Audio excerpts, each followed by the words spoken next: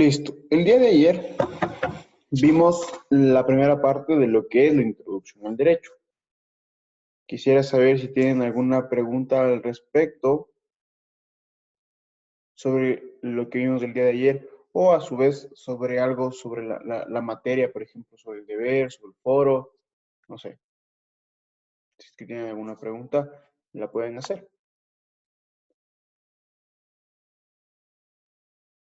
Todo está claro entonces. Buenos días, abogado. Una pregunta.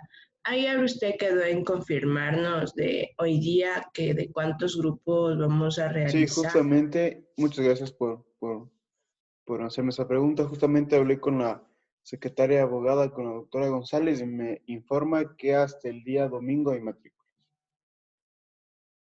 Sí, entonces vamos a cambiar la fecha de la tarea. ¿Ok? Vamos a cambiar la fecha de la tarea hasta que nosotros tengamos organizados los grupos.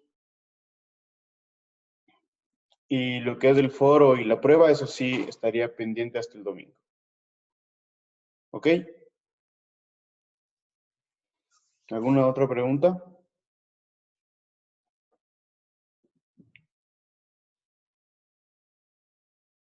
No, perfecto. Vamos a hacer un pequeño repaso, un pequeño recorderis de lo que vimos el día de ayer. Sí, yo voy a hacer unas preguntas a, a las personas que estamos conectadas y vamos a ver cómo estamos, si es que recordamos algo del día de ayer. Vamos primero con Evelyn Gavilanes. Buenos días, doctor. ¿Qué tal, Evelyn? Buenos días. Ayúdame, por favor, diciéndome, ¿qué es el derecho? El derecho como tal es una materia o ciencia que son regulatorias y en base a no ser cumplidas también tienen una sanción económica, penal o ya sea impuesta por algún otro autoridad. Ok. ¿Qué más me puedes decir sobre qué es el derecho? Estas normas regulatorias, ¿a quién van dirigidas? Van dirigidas a la sociedad, ¿A la al ser sociedad o al humano, ser humano? al ser humano como tal, Al ser humano. ¿Para qué?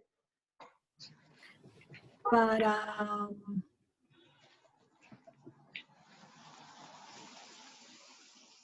para vivir en armonía, Para vivir en armonía, para vivir en paz. ¿Sí? Perfecto. ¿Y cuál es el fin del derecho? otorgar justicia, ¿Y qué es la justicia? dar a cada uno lo que le corresponde. Dar a cada uno lo que le corresponde. Justamente. Muchas gracias, Evelyn. Muy bien. Gracias, doctor. Vamos con... No se matarán, por Dios. Vamos con Mateo Jaramillo.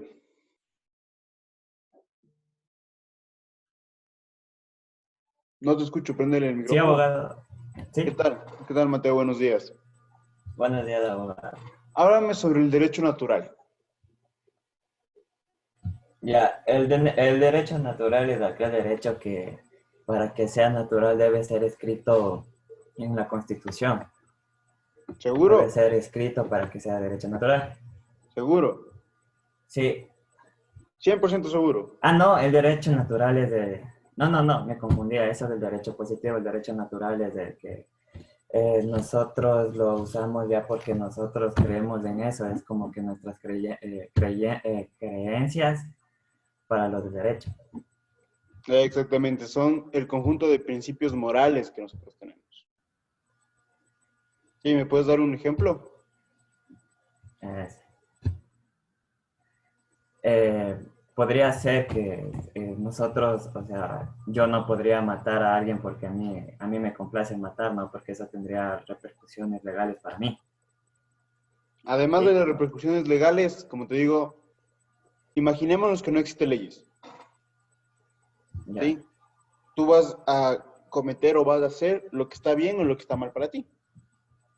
Ujú, ujú. ¿Sí? Entonces, ese es el derecho natural. lo que está bien o lo que está mal para mí. Yo te Ya, ponía el abogado. ejemplo de los 10 mandamientos, que si yo no soy creyente, no aplico los 10 mandamientos. ¿Sí? Muchas Sí. gracias, Mateo. Muy bien. Gracias, abogado. Ya está. A ver, vamos con Odalis Cajamarca. Ya, ¿sí me Buenos días, escuchan? Odalis. ¿Cómo Buenos días. estás? Bien. Listo, a ver. Dime qué es el derecho positivo. Es un derecho creado por la voluntad del ser humano, ¿Ok? ¿Qué más me puedes decir sobre el derecho positivo? eh, que puede ser un ejemplo, puede ser como votar, la Constitución, creo, Perfecto. Pero ¿qué es la principal característica entre el derecho, del derecho positivo?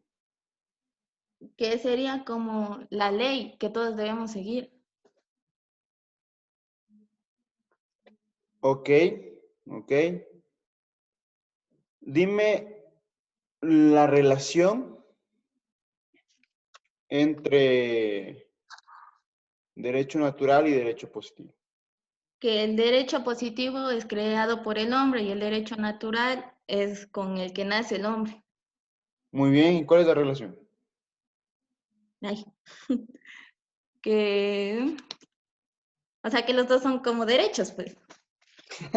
Los dos son derechos, se dicen derechos, seguramente deben tener una relación ahí. Mm, ahí sí ya me cogió en roja. Ok, escúchale si es que existe una relación, ¿sí? Y estate pendiente. Muchas Ya. gracias, Dodalis, muy bien. Shade Dávalos.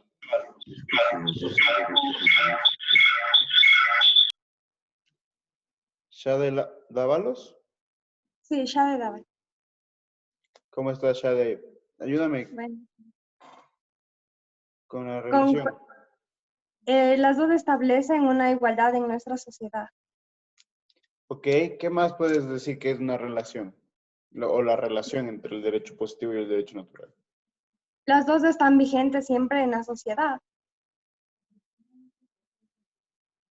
Ok, pero no sé si se acuerdan ustedes, pero yo les dije que la relación existente entre el derecho natural y el derecho positivo es aquella de que el derecho natural es primero.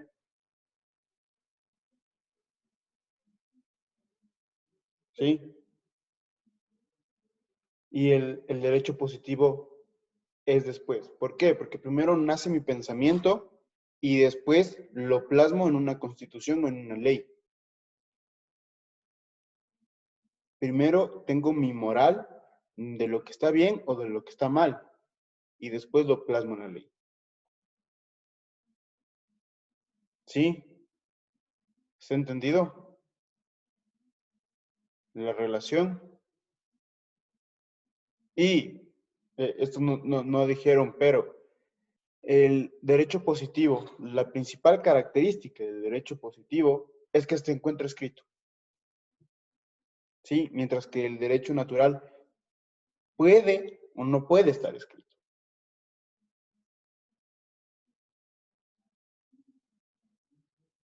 ¿Ok?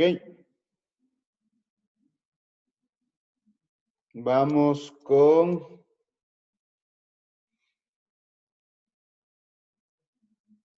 Ricardo Moya.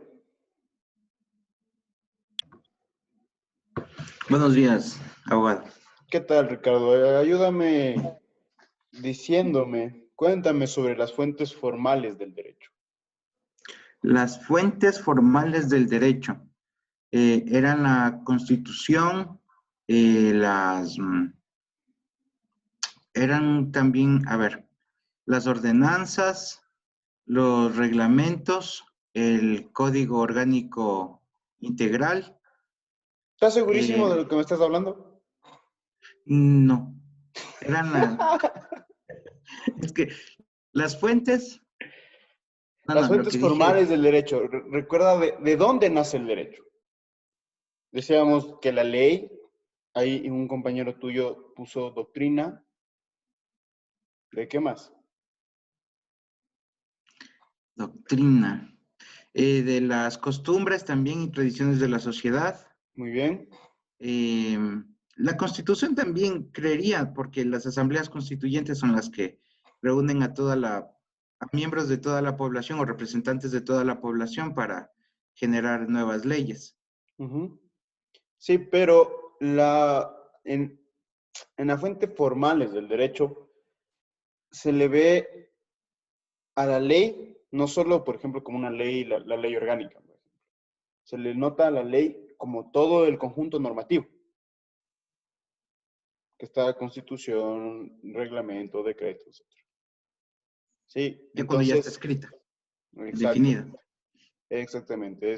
Entonces, las fuentes formales del derecho es la ley, la jurisprudencia, la doctrina y la costumbre. ¿Ok? Correcto.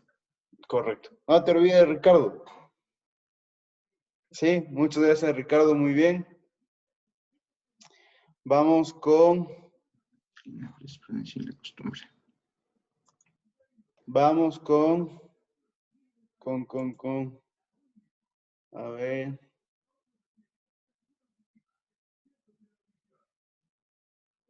Dayana Merino.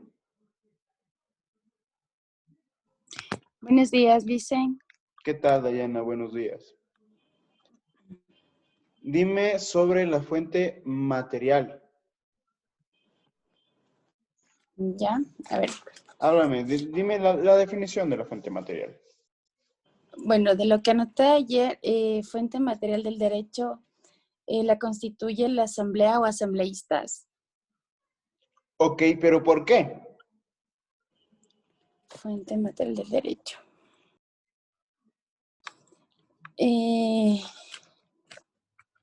Deme un minuto.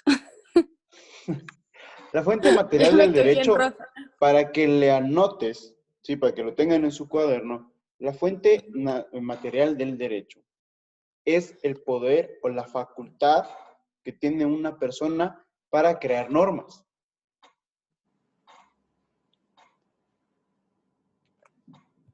¿Sí? Y Ya. decíamos que aquí en el Ecuador, como ejemplo, el poder legislativo es aquel que tiene el poder o facultad para crear leyes.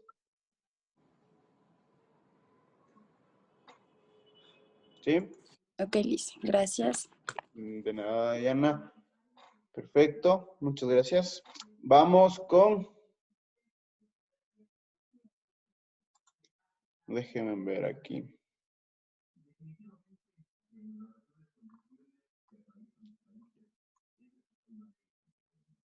Michelle Mera o Michael Mera. Buenos días, diga. ¿Qué tal, Michelle? Muy buenos días. Buenos días. Háblame sobre el objetivo de la jerarquía normativa. No quiero que me digas la Constitución, los tratados internacionales, eso está en la ley y lo podemos ver. Pero quisiera saber, ¿cuál es el objetivo de la jerarquía normativa?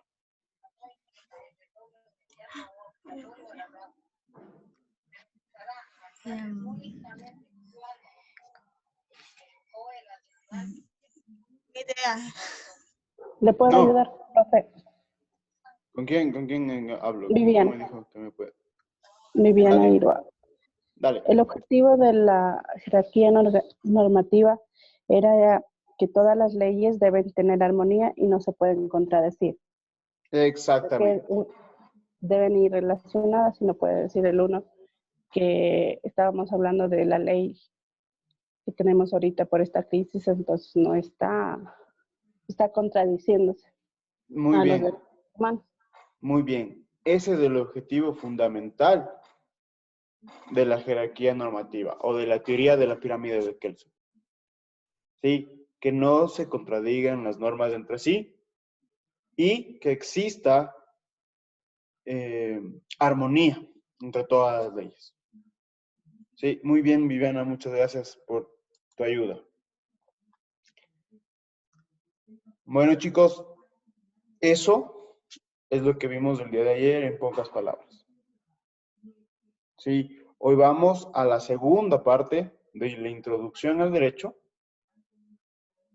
y después de eso, sí, ya entramos a fondo de lo que es el derecho laboral. ¿Ok? Vamos entonces, voy a compartir pantalla sobre la segunda parte de la introducción al derecho. Si lo están observando, por favor, mis diapositivas. Sí, abogado. Sí, muchas gracias. Vamos a, entonces. Vamos a hablar el día de hoy, ¿sí? Primero sobre la organización jurisdiccional. ¿Qué es la organización jurisdiccional? Es cómo está conformado el Estado. ¿Cuáles son sus funciones o sus poderes? ¿Sí? Para hablar sobre esta organización jurisdiccional, es importante retomar una teoría dada por Montesquieu, que es conocida como la teoría de la división de poderes. ¿Sí? En el tiempo en el que vivía Montesquieu, existía la monarquía. Y la monarquía es considerado como una dictadura. ¿Por qué? Porque todas las funciones de un Estado se contemplaban en una sola persona. ¿Sí? El rey o reina, el monarca, tenía el poder de crear normas, tenía el poder de juzgar a las personas que incumplan esas normas y tenía el poder de administrar el Estado. ¿Sí? Entonces Montesquieu decía, ¿cómo puede una persona crear normas y ella misma juzgarse? No se va a juzgar nunca, si es que ella misma incumple las normas. Entonces, él dice que debe existir un reparto de los poderes de decisión y control en tres ámbitos. Y ahí nace lo que es el poder legislativo, ejecutivo y judicial. ¿Sí? De esto nace también una característica como medida de defensa del ciudadano frente al Estado. ¿Quién es? El Poder Judicial. ¿Sí? Ahora, las características fundamentales de estos tres poderes creados por Montesquieu, primero, el legislativo es el de la creación de leyes. Creación o cambio de leyes. Del ejecutivo es la administración. Sí, administración del presupuesto, además de eso, la gestión estatal y realizar distintas obras de orden público. Sí, pero la principal característica del ejecutivo es la administrar.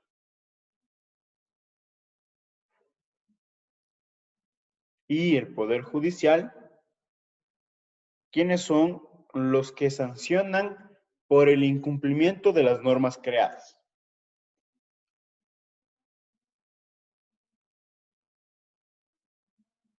Sí, y además de eso, este Poder Judicial, como les mencioné con anterioridad, es creado como una protección del ciudadano frente al Estado.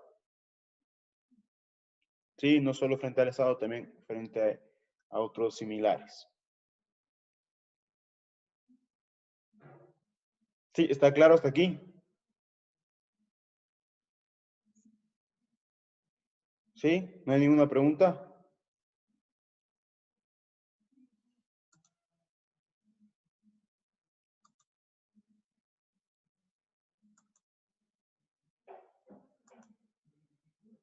Ok, vamos a continuar. En el Ecuador, vamos a aterrizar esa teoría de Montesquieu en el Ecuador. ¿Sí? Y según nuestra Constitución de la República, nosotros tenemos un solo poder, ¿sí? Que se dice que está en el pueblo. Y ese poder se divide en 5 funciones.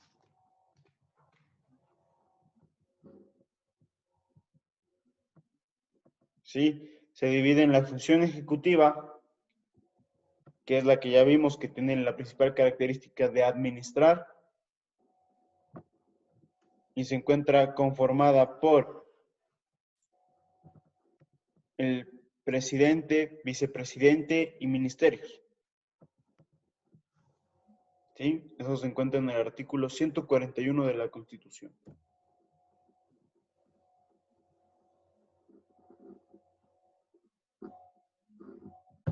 Después de eso viene la función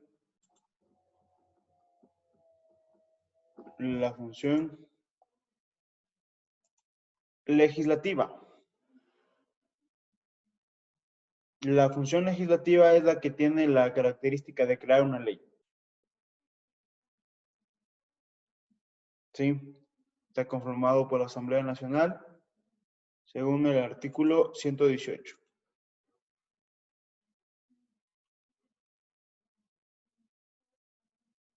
Después viene la función judicial,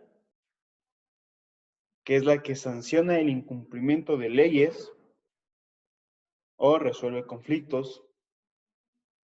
Sí, y está conformado por cortes y tribunales, según el artículo 167. Esta función judicial también se conforma por órganos auxiliares que le ayudan a que se cumpla o que se imparta justicia. ¿Sí? Estos órganos auxiliares son la Fiscalía General del Estado y la Defensoría Pública. ¿Ustedes saben lo que es la Defensoría Pública?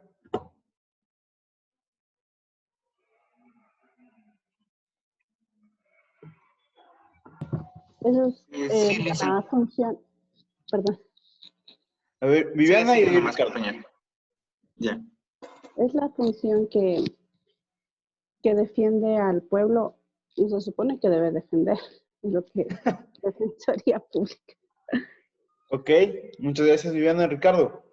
La Defensoría Pública, tengo entendido que es un ente que trabaja en la función judicial que pone a disposición del público, valga la redundancia, abogados que permitan llevar casos y vincularse con la función judicial, porque uno como individuo realmente está desprotegido, o sea, uno se va a un juez o a una fiscalía y va a necesitar abogados, va a necesitar peritos. Entonces, esta Defensoría del Pueblo, No, pública. Defensoría Pública, tiene todo este equipo y bagaje a disposición de la ciudadanía. Sí, Ricardo, exactamente. Sí. Si es que los compañeros no entendieron, voy a poner un claro ejemplo, ¿sí? De lo que es la Defensoría Pública. Nosotros seguramente hemos visto películas en las cuales se llevan detenido o preso a una persona y te dicen los policías, usted tiene derecho a una llamada, usted tiene derecho a un abogado y si es que no puede pagarlo, el Estado le otorgará uno. ¿Sí?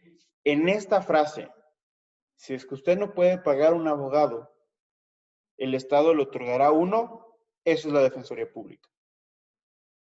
Es decir, son abogados de oficio que el Estado da a las personas que no tengan los recursos económicos de contratar un abogado privado. ¿Sí? ¿Estamos claros? Si no, pueden hacerme una pregunta, no hay ningún inconveniente. Muchas gracias, Ricardo, muchas gracias, Viviana.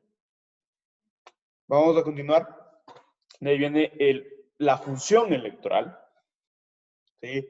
Que es la encargada de velar por nuestra democracia, por nuestro derecho a la democracia, es encargada de dar transparencia en los procesos electorales. Sí, y está conformada por el CNE, por el Consejo Nacional Electoral, por el Tribunal Contencioso Electoral y por los tribunales provinciales.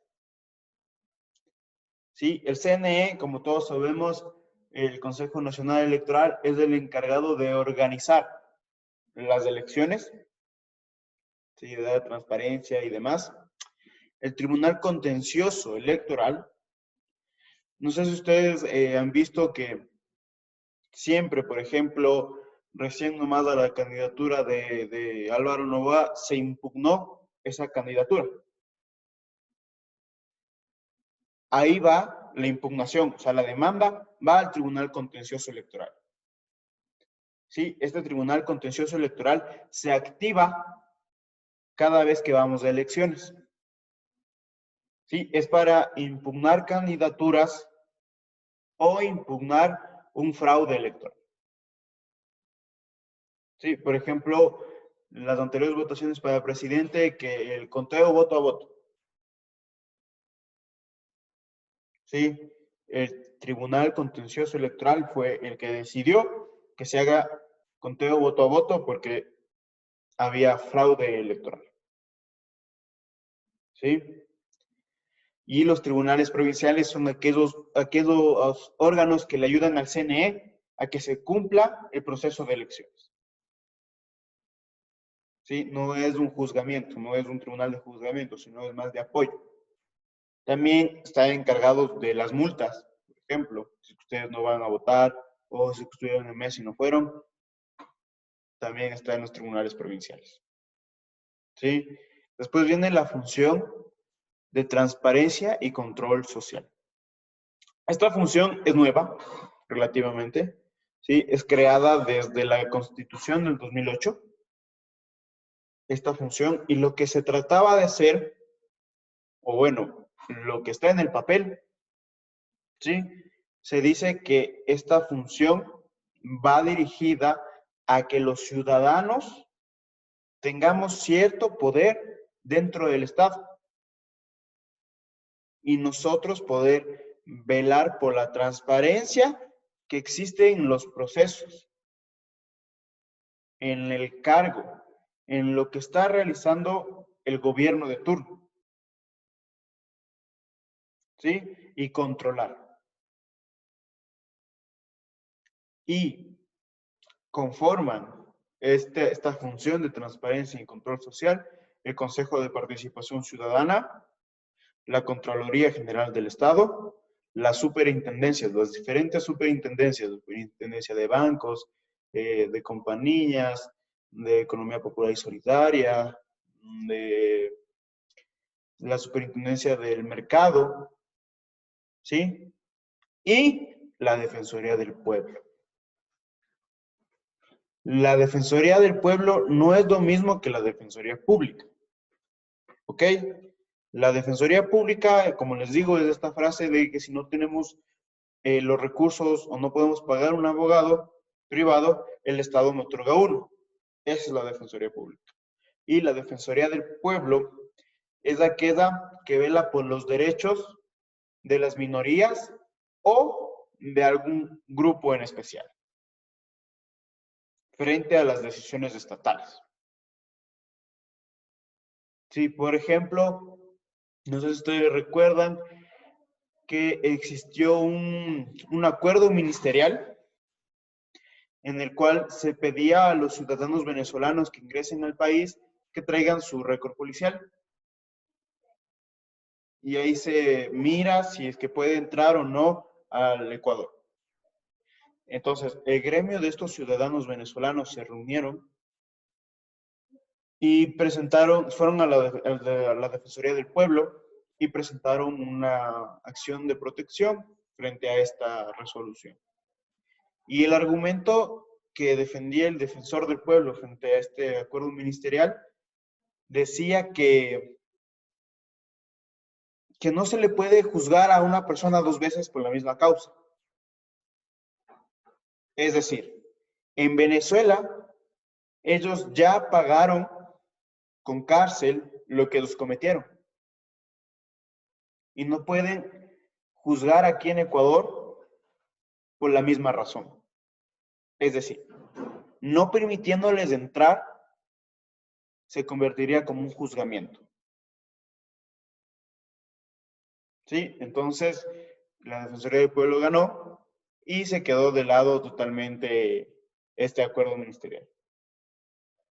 ¿Sí? Le eliminaron. Hasta aquí. ¿Alguna pregunta?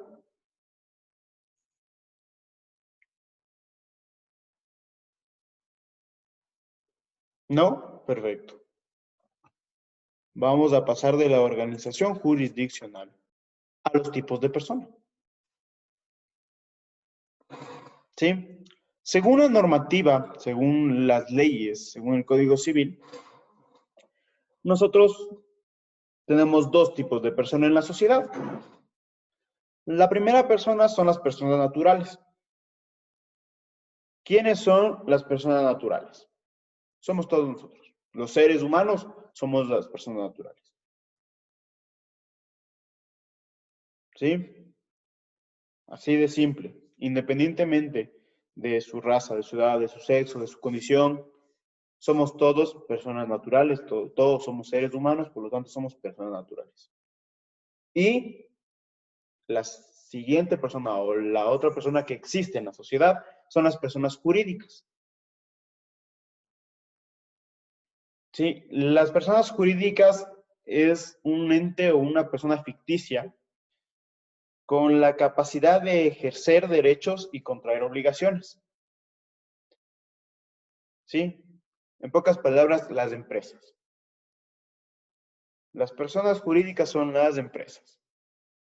Ojo que estoy diciendo las empresas, no el representante legal, sino las empresas. Por ejemplo, de la corporación La Favorita, yo soy el representante legal. Yo no soy la persona jurídica. La corporación La Favorita es la persona jurídica. Yo soy una persona natural que representa a una persona jurídica.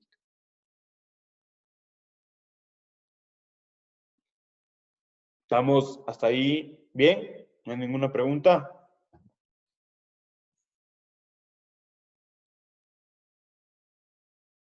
Vamos a tomar un pequeño receso de 10 minutos, ¿sí? A las 7:50 nos volvemos a conectar. No, nos volvemos a ver, mejor dicho. ¿Sí? Yo estaré aquí. Si es que tienen alguna pregunta que hacerme, me la hacen. ¿Ok? Ya nos vemos, chicos, en 10 minutos.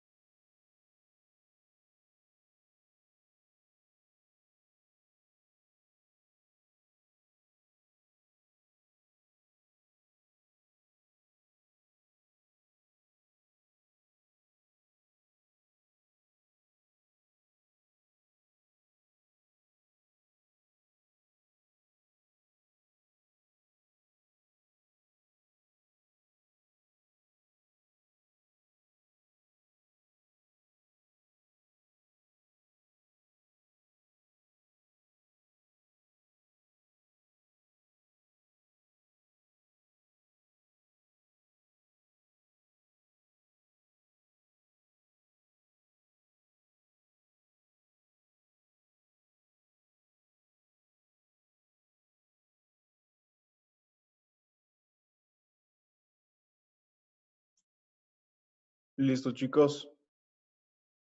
Vamos a retomar las clases.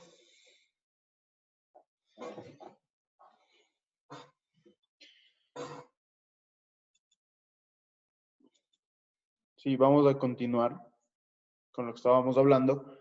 Y hasta aquí. ¿Estamos entendidos sobre la organización jurisdiccional y sobre los tipos de persona? Sí, no hay ningún inconveniente. Perfecto. ¿Quién prende el micrófono? ¿Me quiere hacer alguna pregunta o no? Ok. Vamos a pasar del tipo de personas, vamos a pasar a la capacidad de las personas. ¿Sí? Vamos a pasar a la capacidad legal de las personas. ¿Sí? La capacidad de las personas se define como la aptitud. Ojo que digo aptitud, no actitud. ¿Sí? La aptitud legal que tiene una persona para poder adquirir derechos y contraer obligaciones. ¿Sí? Aquí yo hago referencia de cuando digo aptitud. ¿Cuál es la diferencia entre aptitud y actitud? Que la aptitud significa que está apto para contraer alguna obligación, apto o permitido, y consciente también. La actitud, con C, implica el estado emocional que nos provocan las personas o la forma de ver cómo tenemos hacia otras personas. Es actitud, con C. Muy bien, Ricardo. Sí, la aptitud, con P, es la destreza física, mental, que tiene una persona para desarrollar algo. Y la actitud, con C, es las ganas, como dice Ricardo, lo emocional de una persona para realizar algo. Si le pongo ñeque, sí, soy desganado. Esa es la actitud. Pero aquí, en esta clase, vamos a fijarnos en la aptitud, con P. Es decir, la destreza que tiene una persona, tanto físico como mental, para contraer obligaciones o para tener derechos. ¿Sí? Existen dos tipos de capacidad. La capacidad de goce y la capacidad de ejercicio. La capacidad de goce es aquella que tiene una persona para adquirir un derecho. ¿Sí? En estos momentos no lo van a entender muy bien, pero les voy a poner un ejemplo más después, ¿ok? Y la capacidad de ejercicio es la que tiene una persona para ejecutar un derecho. Por ejemplo, Paolo Grijalva tiene 13 años y se quiere casar. ¿Se puede casar? No, no es cierto, porque aún no he llegado a la madurez legalmente hablando y no puedo contraer matrimonio. Pero, ¿tengo mi derecho de contraer matrimonio? Sí, pero no puedo ejecutar con la capacidad de ejercicio. Pablo Grijalva tiene 18 años. ¿Se puede casar? Sí, ya me puedo casar. Tengo ya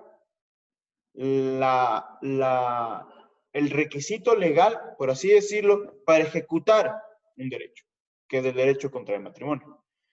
Vamos a poner otro ejemplo de un trabajador, ¿sí?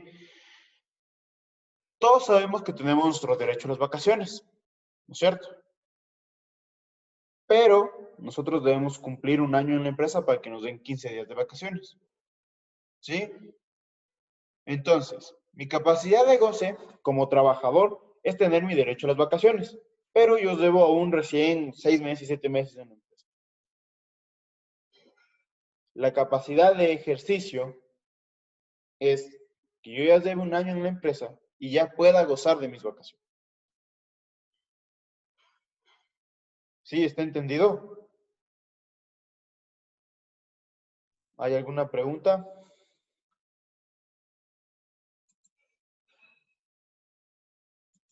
No hay ninguna pregunta. ¿Puede repetir otra vez, por favor? ¿Qué repito? Lo que es la capacidad de goce y la capacidad de ejercicio, por favor. Claro, verás, como te digo, la capacidad de goce es aquella que todos tenemos capacidad de goce, ¿sí? Que podemos adquirir un derecho, o tenemos el derecho ahí, pero no podemos ejecutarlo, porque no cumplimos con cierto requisito. Y la capacidad de ejercicio es aquella con la que ya cumplimos con un requisito y podemos ejecutar el derecho. Por ejemplo, el derecho a tener una licencia de conducir. Sí, si tú no cumples los 18 años, si tú no sigues cursos, aunque ya no es necesario, pero si no sigues cursos, no puedes ejecutar el derecho a tener tu licencia de conducir. O si no pasas el examen. Pero tienes tu capacidad de tener el derecho, que es tener la licencia de conducir. Pero aún no cumples el requisito para tenerla físicamente. ¿Sí, Michelle? Sí, gracias. ¿Segura? Sí. Ok. ¿Alguna otra pregunta? ¿Está entendido, Ricardo? Sí, claro. No, que es un poquito conflictuado. O sea, lo que sabemos, lo que está escrito, sin embargo, lo que ocurre en el país, ¿no? Porque estas leyes pueden ser tergiversadas a tal forma de que benefician a ciertos grupos de personas, ¿no? Por ejemplo, es detestable ver el caso de estos señores Bucarán, que roban, hacen tantas cosas, son una mafia y, y hasta estando en la cárcel tienen privilegios. Entonces, la ley está clara, está con el propósito de dar justicia y equidad, y sin embargo también es víctima la ley. Sí, Es manipulada. exactamente. Yo te puedo decir que el Ecuador tiene una constitución hermosa. Es una de las mejores constituciones de Latinoamérica, la constitución del Ecuador, en papel.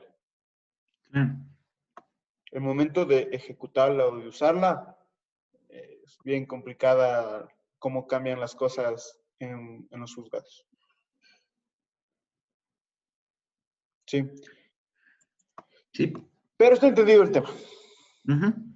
Okay, perfecto. Vamos a continuar, ¿sí? Vamos con la incapacidad de las personas.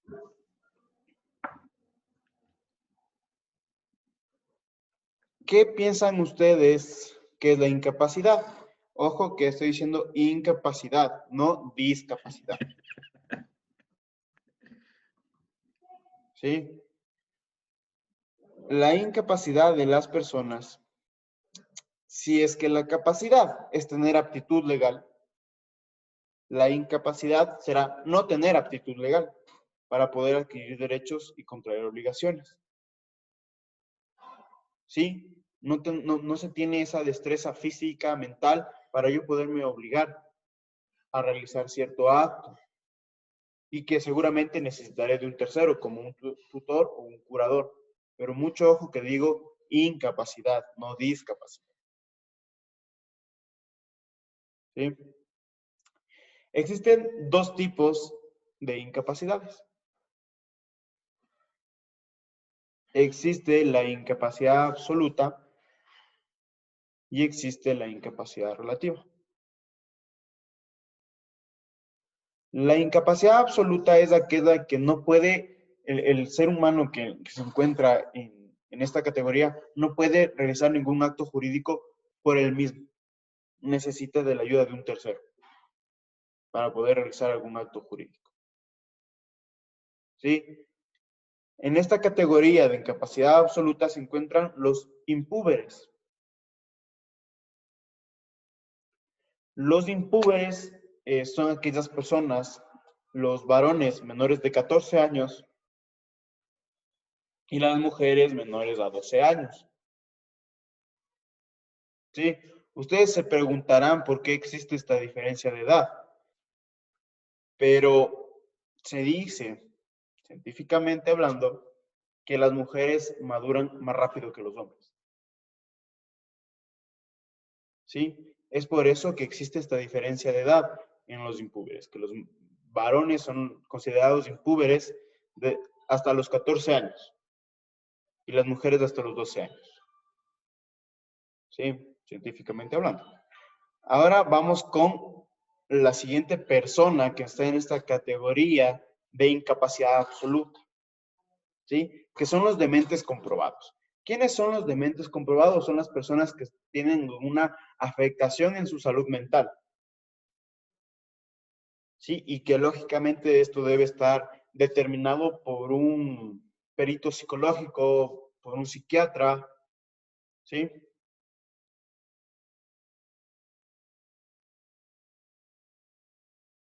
Vamos con la tercera categoría o la tercera persona que está dentro de esta incapacidad absoluta. Les puedo decir yo que en el Código Civil se encuentra así, con esa palabra. Sí, que para mí estoy en total desacuerdo. Vamos a cambiar esa palabra. Sí, vamos a cambiar esa palabra y vamos a poner las personas que tengan una discapacidad auditiva, que no puedan darse a entender. Es decir, las personas que tienen esta discapacidad auditiva, que no sepan su lenguaje de señas, o a su vez que no sepan escribir. Sí, que no puedan darse a entender por ningún medio. Son considerados incapaces absolutos.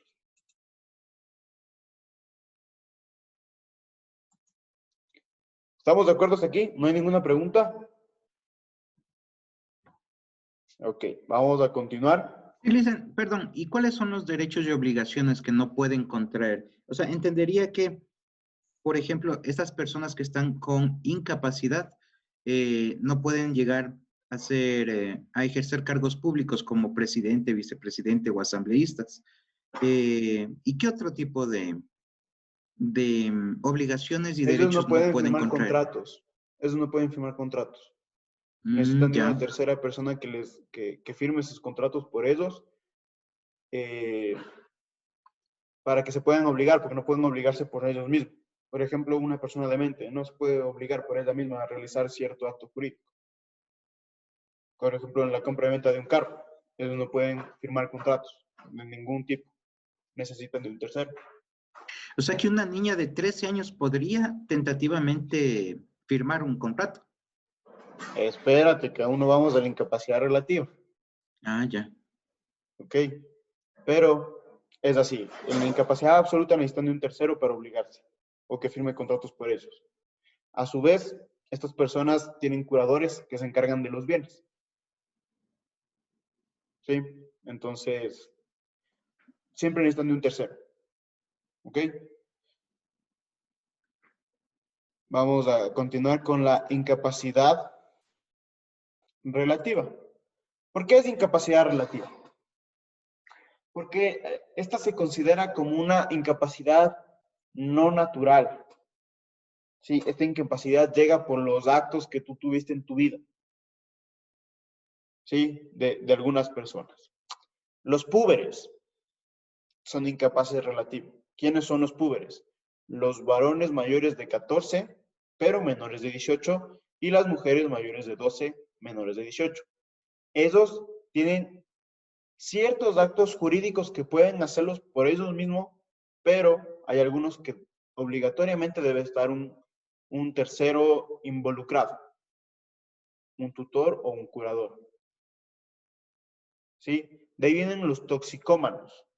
¿Quiénes son los toxicómanos? Las personas que consumen alguna sustancia sujeta a fiscalización, tienen alguna adicción. Es decir, las personas que consumen drogas, ¿sí? Son considerados como incapaces relativos. Los ebrios consuetudinarios. ¿Quiénes son los ebrios consuetudinarios? Son las personas que tienen igual una adicción a las bebidas alcohólicas. Después viene la siguiente categoría de persona, que es considerada como un incapaz relativo, ¿sí? Son los disipadores. ¿Ustedes han escuchado la palabra disipadores? ¿No saben lo que puede ser las personas disipadoras?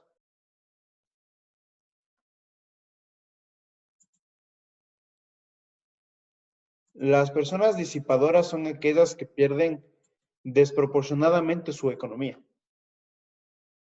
Es decir, las personas que apuestan. ¿Sí? Los apostadores son las personas disipadoras.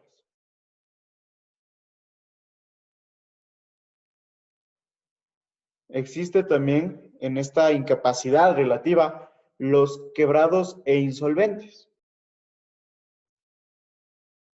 ¿Sí? ¿Ustedes saben quiénes son las personas quebradas o insolventes?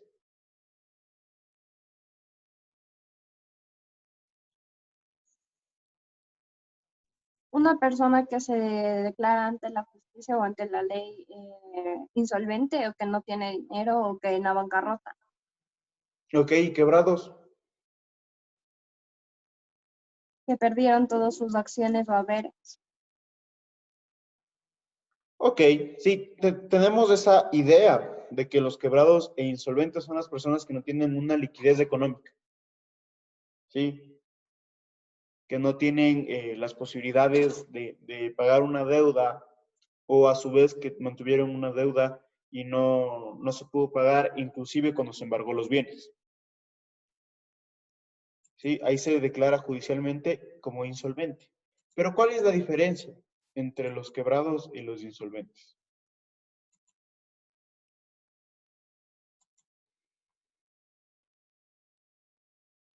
Entre los quebrados e insolventes, ¿sí? La diferencia radica en el sujeto activo. ¿Sí? Es decir, las personas que quiebran son las personas jurídicas, es decir, las empresas. Y las personas que son declaradas insolventes son las personas naturales. ¿Sí? Para yo poder ser declarado un incapaz relativo, necesito un juicio de interdicción. ¿Sí? Este juicio de interdicción es civil, es un juicio civil, y lógicamente un juez me declara un incapaz relativo o han escuchado ustedes un interdicto. ¿Sí? Ahí me declara que yo soy un toxicómano, soy un ebrio constitucionario o un disipador. ¿Sí? Lo que es la insolvencia de la persona natural, igual lo declara un juez, pero en un juicio de insolvencia. ¿Sí? En un juicio ejecutivo. ¿Estamos claros hasta aquí? Sí, y la quiebra la declara el representante legal. ¿Es más fácil declararse como, teniendo una empresa, declararse en quiebra o es más fácil como persona natural declararse insolvente? Porque si hay que hacer un juicio, eso es como un poquito más largo, ¿no? Sí, lógicamente la persona que te puede declarar, por ejemplo, insolvente, una persona natural debe ser el juez, con pruebas de que no puedes pagar una deuda, no tienes liquidez para pagar una deuda. Y cuando tú quiebras, quien te declara va a ser la superintendencia de compañía. Sí, y lógicamente es bien complicado esto de la quiebra de la persona jurídica porque comienza la liquidación de la empresa.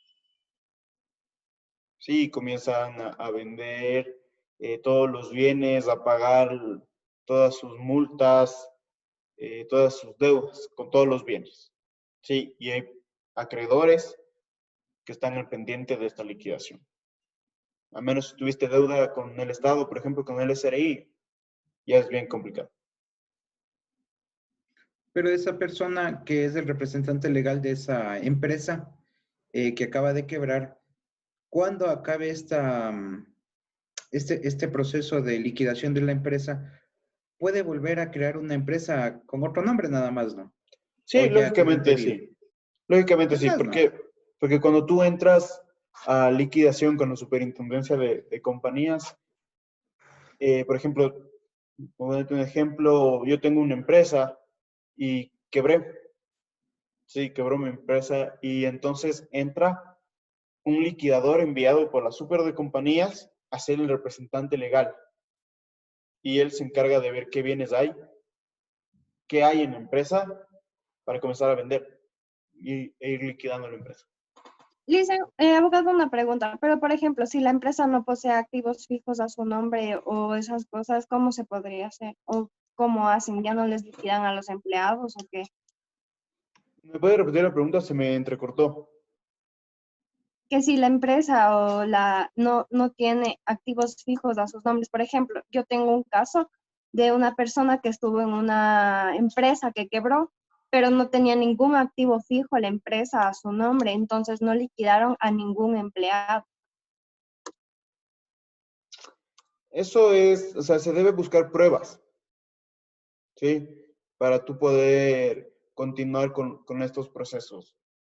Si es que tú no puedes conseguir pruebas, por ejemplo, se pide al juez, yo hablando legalmente en un proceso legal de derecho, ¿sí? Un proceso judicial, se pide al juez la ayuda, la cooperación para yo ver sus cuentas, para yo poder ver todo lo referente a lo económico y analizar si es que tiene algún activo fijo. No necesariamente puede ser de la empresa. ¿Sí? Independientemente de la empresa que sea. Porque hay, ustedes deben saber, hay compañías con responsabilidad limitada, hay compañías de sociedad anónima, ¿sí? En esas compañías la responsabilidad se vuelve ilimitada o limitada. ¿Sí? Yo solo, por ejemplo, en una compañía de responsabilidad limitada, yo solo respondo por el capital que invertí. Yo no voy a responder por multas con mi patrimonio personal. ¿Sí? En diferentes tipos de compañías es más complicado verse. Por eso hay que analizar el caso en concreto para poderte yo dar una opinión de lo que se puede hacer. Shadi. Ya, sí, porque es una empresa que está dentro de un grupo de empresas, o sea, es como, hay algunas empresas dentro del mismo lugar, de la misma fábrica, pero una de las empresas que funciona dentro de esa fábrica se declaró en bancarrota y no pagó liquidación a ninguno de sus empleados. Y los empleadores se pusieron contra fábrica. ¿Y entró en liquidación con la superintendencia de compañías o simplemente ellos liquidaron? Sí, tuvo todos los reglamentos, pero encontraron que no tenía nada, estaban puestos como que estuviesen arrendando en la fábrica y no liquidaron absolutamente nada. Claro, eso, por ejemplo, cuando una empresa entra en liquidación, lo primero o a quien primero se paga es a los trabajadores. ¿Sí? Lo primero que se hace cuando entras tú a una liquidación de una compañía. Son como los primeros acreedores a quien debes pagar. Me parece muy extraño este caso. Seguramente hay algo por debajo que hay que analizar. Hay que pensar bien. Gracias. Ya, Shade. ¿Alguna otra pregunta? Yo tengo una duda, profe. Asesorías a mi número de teléfono, mentira. Dime. Profe, aquí en esto de la incapacidad relativa, puede ser un ejemplo el voto, que digamos los ebrios no pueden ejercer el derecho al voto, o los mayores de 16 años pueden ejercer el voto, algo así. Tenía una duda en eso. Ok, verás. Primero, los interdictos no pierden sus derechos políticos o civiles, que son el derecho al voto. ¿Sí? Esos no pierden. ¿Ok? Lo que digo que pierden es que no se pueden obligar por ellos mismos a realizar ciertos actos jurídicos. Por ejemplo, una firma de un contrato. Tú no vas a firmar un contrato con una persona que tiene un juicio de interdicción de $1 millón para que trabaje. ¿sí? O para que realice cierto acto que debe obligarse por sí mismo. No puedes hacerlo, ¿sí? Pero con el voto, las personas de incapacidad relativa, como los toxicómanos, los púberos, los ebrios constitucionarios y disipadores, pueden realizarlo. Ahora, los insolventes, que son las personas que no tienen liquidez, ellos pierden sus derechos civiles y políticos. Por eso, cuando seamos declarados insolventes en algún momento de la vida, ojalá Dios quiera que no, perdemos todos nuestros derechos y estamos como que muertos en vida. ¿Sí? Hasta que volvamos a tener solvencia económica, por así decirlo. Le hice una pregunta. Dime. Verá, yo tengo nada con eso de los insolventes. Se supone que, como diría, no se sirve ni para Dios ni para el diablo. Algo así, ¿no es cierto? O sea, porque no pueden comprar nada a su nombre. Digamos, es una persona declarada insolvente, pero digamos, si quiere comprar un celular, ¿no puede? ¿O sí pueden comprar ese tipo de cosas? No. Ese tipo de cosas sí, pero más lo que tienes que firmar un contrato. Por ejemplo, los bienes inmuebles. No puedes comprar. O sea, hablaríamos solamente de cosas grandes como carros, empresas, contratos de trabajo, Claro, todo lo que tengas que firmar, arrendamientos, así. todo lo que tengas que firmar un contrato, no puedes hacer. Ya, pero en cosas pequeñas sí. Cosas pequeñas sí, pero por ejemplo, hay muchos trucos. Por ejemplo, cuando tú ya estás en un juicio de coactiva y no tienes mismo plata para pagar la deuda que tienes, por ejemplo, con un banco. Hay muchos trucos que utilizan los abogados para que no pierdas los bienes. Por ejemplo, cogen y cambian las casas o los bienes que tú tienes para que no te embarguen, cambian las casas de nombre. Y una pregunta, a ver, si la persona que se declara insolvente, digamos, en una pareja es el señor o la señora, pero digamos el señor y la señora tiene bienes, cuentas bancarias y todo a su nombre. Si la señora está dentro de, o consiguió todas estas cuentas o toda esta plata dentro de la sociedad conyugal, es liquidado o es embargado. O sea, igual le quita. Sí, está dentro de la sociedad conyugal. Abogado, pero en muchas ocasiones también se da en que si no pueden cobrarles a las personas que están debiendo, se les cobra a los familiares, por ejemplo, se les congela las cuentas de bancos a los hijos y pues el papá. Cuando ponen garantes. Y si no hay garantes y les congelan las cuentas de los bancos a los hijos aún así. Debe haber alguna razón de por qué le congelan, no por la deuda. Por ejemplo, si el señor ya se declaró insolvente. Como yo te digo, hay casos que cogen y todo su dinero, todos sus bienes se cogen y les pasan a los hijos. Sí, entonces ahí otro abogado que se llama astuto les congela la cuenta de bancos.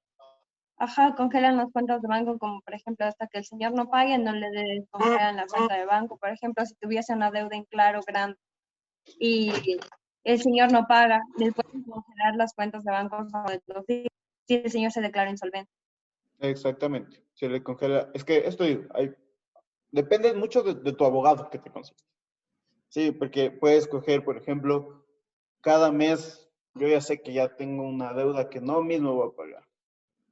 Me llama un abogado y digo, me da más a mí, me dice, Paolo, no mismo no va a lograr pagar. Entonces yo te voy a decir, cada semana o mensualmente deposita tanto en la cuenta de tu. Pero anda, deposita, no hagas transferencia, anda, deposita.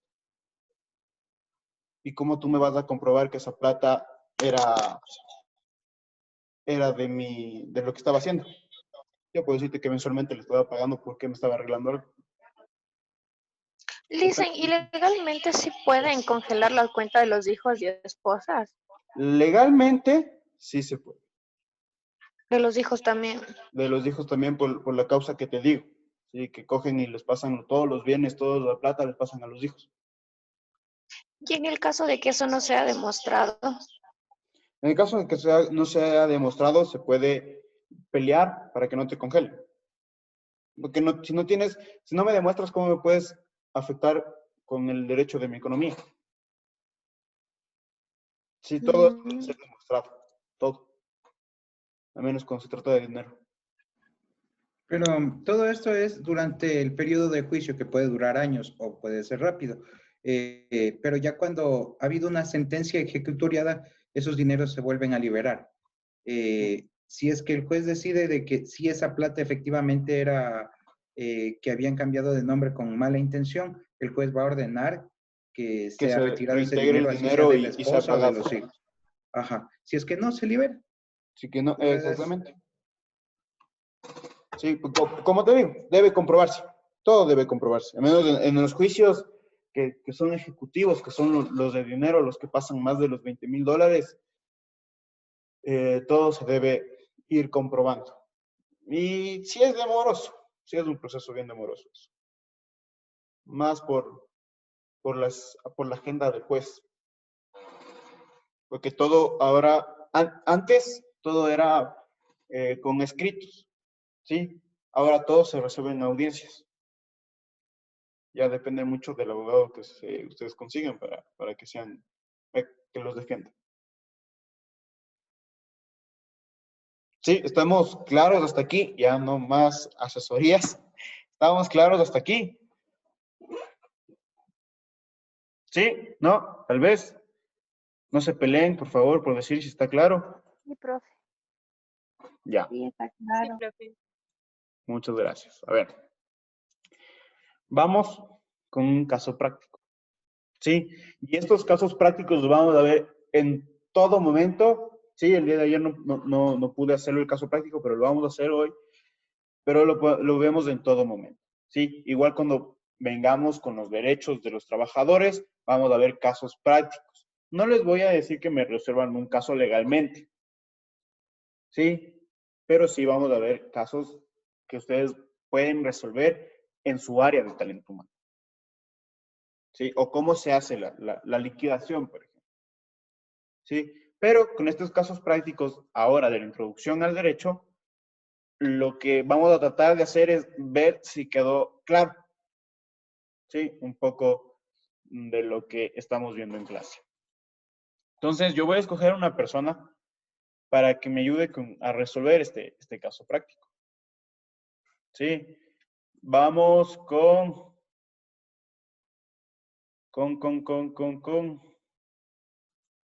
por aquí vi a Steven Yumipanta. ¿Qué tal, Steven? Muy buenos días. Hola, ¿qué tal? ¿Qué tal, Steven? Vamos, ayúdame con este caso práctico. A tu lado izquierdo tienes los cuadritos con verde, ¿sí? Que son las funciones que tiene, o atribuciones que tiene, o actividades que tiene el Estado. Y a tu lado derecho vas a tener en blanco las palabritas de las funciones del Estado. ¿Sí? Por ejemplo, garantizar la transparencia de los procesos. ¿Cuál piensas tú que es una atribución o una actividad de alguna función del Estado? Eso es la transparencia y control social. Muy bien. Administrar el presupuesto estatal. Al Ejecutivo. Muy bien. Creación de normas y leyes que necesite el pueblo. Legislativo. Velar por la democracia. Electoral. Hacer cumplir la legislación. Judicial. Muy bien. No sé si ustedes recuerdan. Muchas gracias, Steven, por tu ayuda. Perfecto. Gracias a ti. Perfecto el caso práctico. Ustedes recuerdan sobre la pirámide, ¿sí? De Kelsen, de la jerarquía normativa. Igualmente, ustedes ven en tomate, en cuadritos, diferentes normas o diferentes leyes que existen en el Ecuador. Y a su lado derecho tenemos del 1 al 8, los números del 1 al 8, y con eso vamos a poner o lograr o saber qué ley es más importante que otra. ¿Sí? En este ejercicio me va a ayudar Salomé Cordero. Buenos días, profe. Uy, no, me dice. A ver. Ya, perdón. A ver, Salomé. A ver, yo creo que... ¿Cuál va primero? Tienes aquí Código de Trabajo, DE significa decreto ejecutivo, tienes una ordenanza metropolitana, tienes constitución, tienes una notificación de cesación de funciones, tienes la LOCEP, tienes el reglamento, la LOCEP, tienes la ley de apoyo humanitario y tienes tratados internacionales. ¿Cuál va primero? ¿Cuál está en la Yo Constitución? creo que la Constitución. Muy bien. ¿Cuál va en segundo lugar? Por segundo, yo creo que va el decreto. ¿Estás segura? No, no estoy segura, pero si me está preguntando, pues responde. Pues si toca responder, respondemos nomás, ¿no es cierto? Tengo que responder ya, ni modo. Pero, verá, estoy entre el código del trabajo. No, ya sé. Va entre el código de trabajo, la LOCEP y el reglamento de la LOCEP, yo creo. ¿Quién opina diferente o quién piensa que ahí va otra cosa? Ahí van los tratados internacionales. Exactamente. Tratados Ya. internacionales. En tercer lugar, ¿cuál va? Código de trabajo. Sí, El ¿cuál código más? de trabajo. La LOCEP. No sé si estás adivinando, pero bueno, sí. Código de El Trabajo y reglamento la de la LOCEP. LOCEP. ¿Cuál va en cuarto lugar? El Acuérdense, reglamento.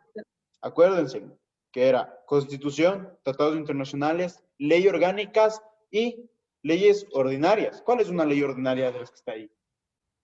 La ordenanza metropolitana. ¿No? El decreto. La ley de No. apoyo humanitario. La ley de apoyo humanitario. ¿Sí? Después, ¿qué venían?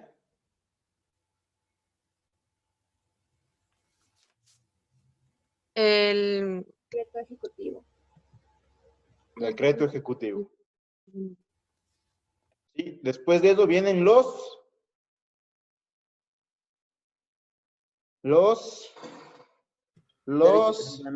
Reglamentos. Los reglamentos, exacto. Después, ¿qué viene? Las ordenanzas. La ordenanza La municipal ordenanza metropolitana. y la Y el último, notificación de cesación de funciones. cesación de funciones. Exactamente. Bueno, chicos, esto ha sido la clase hasta el día de hoy. ¿Sí? No olviden, continúen haciendo los deberes. Si es que aún no tenemos grupos, hagan los deberes. ¿Sí? Hagan sus mapas conceptuales. Esto les va a servir a ustedes para que estudien. Recuerden que tenemos prueba el día domingo. ¿Sí? De toda la introducción al derecho. La prueba. ¿Qué? ¿A qué hora va a ser la prueba? La prueba va a estar habilitada. Son 5 preguntitas. ¿Sí? La prueba va a estar habilitada desde el sábado, 8 de la mañana, al domingo, 11 de la noche.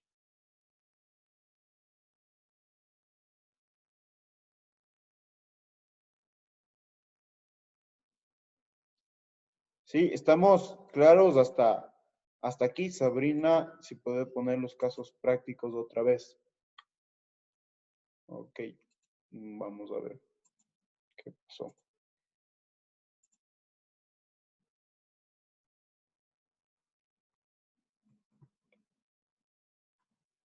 Sí, aquí están los casos prácticos. Esto es de la primera introducción. ¿Sí? Lógicamente, faltan algunas ordenanzas, algunas leyes, pero lo importante es que sepan si es que estamos en desorden o si es que no hay una ley, que ustedes sepan cuál mismo es la cuestión. Sabrina, dime. Buenos días, Inge. Yo tengo una duda. Dime, ¿cuál es tu duda? Verá, en eso del foro, lo que no entiendo es que hay que hacer, digamos, el PDF que hay que leer son de 7 hojas, ¿verdad? Hay que leer todas las 7 hojas y poner Es de todo. Es de todo, todo. sobre todo o Sobre solo todo. la primera parte. Sobre todo. Ya, listo, Inge. Y tal vez me podría poner otra vez el anterior caso. Es que no pude copiar porque puso muy rápido. Por favor. Estos casos, si ustedes miraron la plataforma, se encuentran en mis diapositivas y están en las diapositivas. ¿Sí? Ah, ya, profe. Muchas gracias. Ya, listo. Perdón el abuso, profe. Usted lo hizo 2 veces el día de ayer. ¿Le puedo molestar, por favor, con su número de teléfono de WhatsApp? Te aparezco radio. A ver, Sí, perdón. 099 6160 427.